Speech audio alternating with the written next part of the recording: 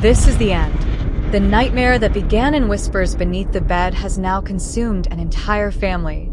In this final chapter, truth and terror collide, and James must face the monster that has always been closer than he ever imagined. This is The Man Under the Bed, Season 3.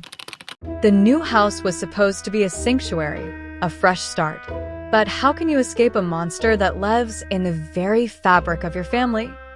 The entity, now deeply woven into their lives, grows stronger with every forced smile, every whispered secret, making the new house feel less like a home and more like a carefully constructed lie.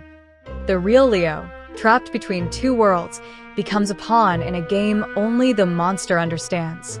His innocence, a prize for the entity, slowly erodes with every terrifying whisper. James finally understood the game.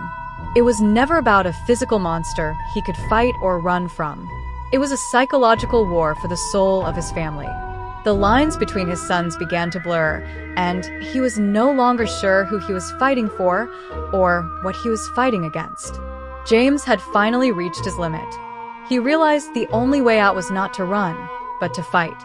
He chose to stop being a victim and confront the source of his family's pain, no matter what it took. As the games grew more sinister, the very foundation of their new home began to crack. The truth of what James had brought with him manifested, not as a whisper, but as a chasm. A divide between his sons, a terrifying physical representation of the psychological war for their souls. James was faced with the ultimate choice. His true son, trapped and terrified, across a chasm of his own making. The entity, disguised as his other son, was a poison in his mind, whispering promises of a different kind of salvation. James had to choose, once and for all, who he would save and what he would sacrifice. James watched, horrified, as the false face of his son melted away, revealing the true form of the abomination. The creature was no longer a shadow. It was a physical, grotesque manifestation of his greatest fear. The final battle had begun. This was it, the final battle for his family's soul. James looked at the monster, no longer seeing his son, but the abomination that had taken his place.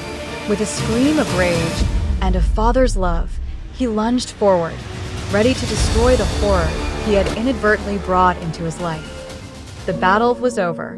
The monster was gone.